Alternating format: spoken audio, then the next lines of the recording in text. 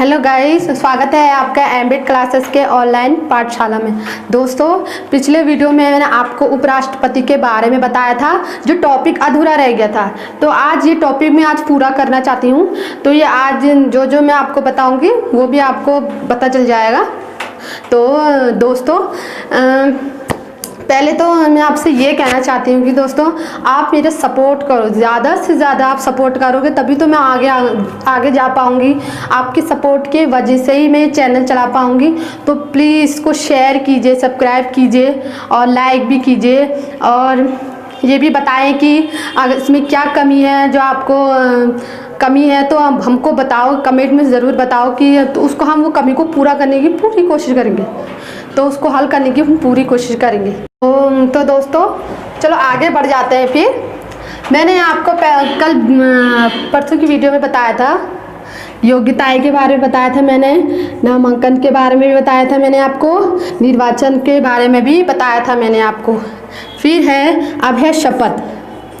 ठीक है, शपथ भी क्या होता है? जब उपराष्ट्रपति जब बन चुका होता है तो उसका जो शपथ है, तो जब जो शपथ है वो लेता है, तो उससे पहले क्या करता है? उससे शपथ लेने से पहले जो शपथ पत्र होता है उसमें वो अपने हस्ताक्षर करता है। ठीक है, वो अपने हस्ताक्षर करता है, उसके बाद वो शपथ लेता है। ठीक है, अब ये शपथ लेने के लिए कौन उसको शपथ दिलवाता है? राष्ट्रपति शपथ दिलवाता है। ठीक है, किसके द्वारा शपथ दिलवाते हैं? राष्ट्रपति द्वारा। ठीक है, तो राष्ट्रपति द्वारा इसका शपथ होता है। फिर है उसके बाद पदविधि। पदविधि मैंने इसके जो पद में रहता है तो उसको मतलब क्या क्या करने की ज़रूरत है या वो कर सकता है पदविधि में रहकर। तो उसका मतलब इसका मतलब पदविधि में रहने का मतलब वो क्या क्या कर सकता है, इसके मतलब तो पदविधि में बताएंगे कि जब उपराष्ट्रपति वो बन जाता है तो वो अपना त्याग पत्र भी दे सकता है। ठीक है, तो दोस्तों अब है, आगे बढ़ते हैं पदविधि। पदविधि में क्या होता है? उपराष्ट्रपति क्या होते हैं? जब वो इसमें नियुक्त हो जाता है तो उसके बाद क्या है, वो अपनी मर्जी से त्याग पत्र भी दे सकता है। ठीक है, वो अपनी मर्जी से त्याग पत्र भी दे सकता है और उसको पद से हटाया भी जा सकता है। अब हटाने की विधि क्या है?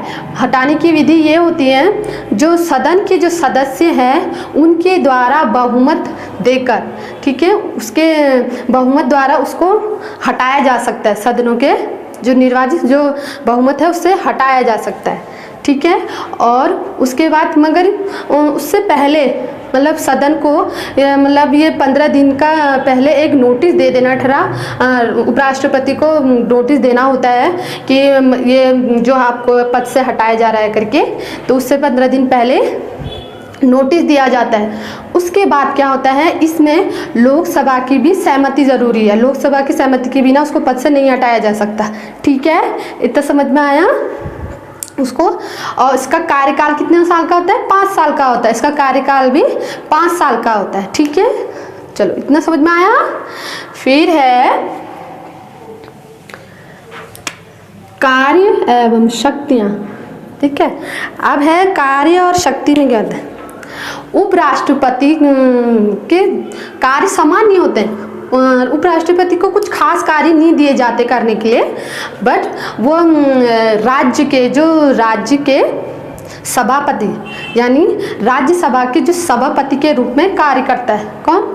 उपराष्ट्रपति कार्य करता है। दोस्तों, फिर आगे बढ़ जाते हैं। अब है उपराष्ट्रपति एवं उसकी शक्तियाँ।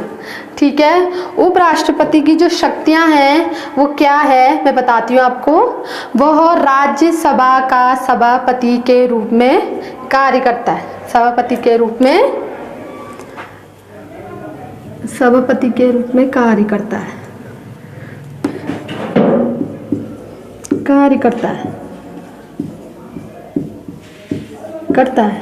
ओके, ठीक है, वह राज्यसभा के सभापति के रूप में कार्य करता है।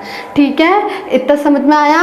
फिर है, जब राष्ट्रपति अपने पद से त्याग पत्र या निष्कासन कर दिया जाता है या हटा दिया जाता है तो उपराष्ट्रपति राष्ट्रपति का भार संभालता है। ठीक है, ठीक है। ये उपराष्ट्रपति फिर राष्ट्रपति का पद संभालता है, वो भी कितने दिनों के लिए? सिर्फ 6 महीने के लिए, ज़्यादा से 6 महीने के लिए। ठीक है, इससे ज़्यादा भी हो सकता है, मगर ज़्यादा से ज़्यादा 6 महीने। मगर केंद्र सरकार द्वारा इसकी मतलब केंद्र सरकार जो है इसको जल्द से जल्द ये राष्ट्रपति का चुनाव करवाना चाहिए। ठीक है, ये समझ गए। फिर है तीसरा, क्या है? तीसरे में क्या है? जब राष्ट्रपति नियुक्त होने के बाद, जब उपराष्ट्रपति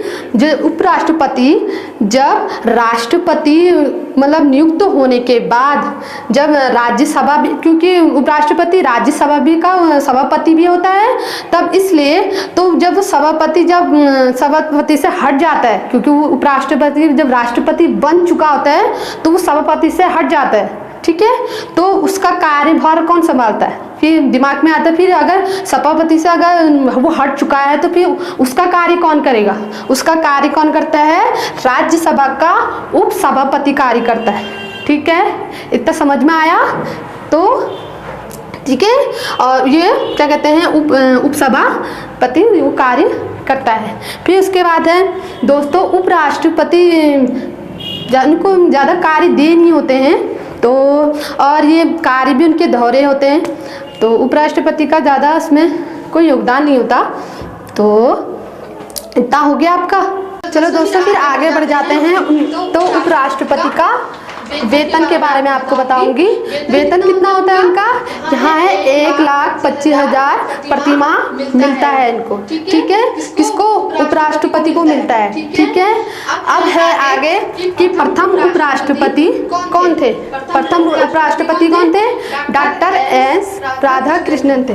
ठीक है, इतना समझ में आया आपको? ठीक है, तो आज के लिए बस इतना ही। तो कैसा लगा आपको उपराष्ट्रपति के बारे में जानने के? सही लगा ना आपको? तो याद तो हो गया होगा आपको? तो जल्दी से सब्सक्राइब कर दीजिए और ये वीडियो ज़्यादा से ज़्यादा लोगों को शेयर कर दीजिए। ठीक है, तब तक के लिए बाय एंड टेक केयर।